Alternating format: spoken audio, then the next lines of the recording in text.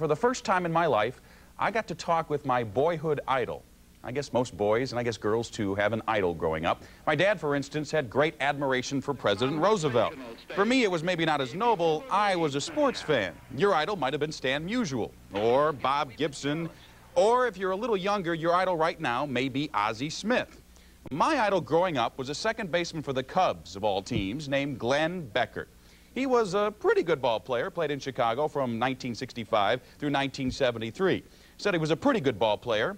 He made his mistakes, but I always forgave him. Anyway, today is Glenn Beckert's birthday. He's 48. When I was sort of joking about it during the morning radio show that I do on KSD-FM radio, when the next thing I know, J.C. Corcoran got Glenn Beckert on the phone. And for the first time in my life, I was talking to my idol. Glenn, say hello to Mike. Mike. Get out of here. This is not Glenn. Beckert calling from Chicago, Mike. You gotta be kidding. I hear you saying a lot of nice things about me down there. Is this real? Okay, what year were you born? October 12, 1940. What's your middle name? Alfred.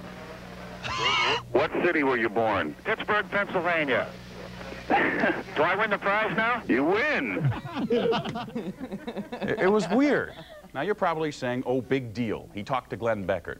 But after my encounter, I got to thinking about idols and heroes, and despite what people say, despite the occasional misguided role model that gets into something like drugs, I think heroes and idols do still exist. The Ozzie Smiths, the Bernie Federkos, the Glenn Beckerts, and isn't that what sports is all about?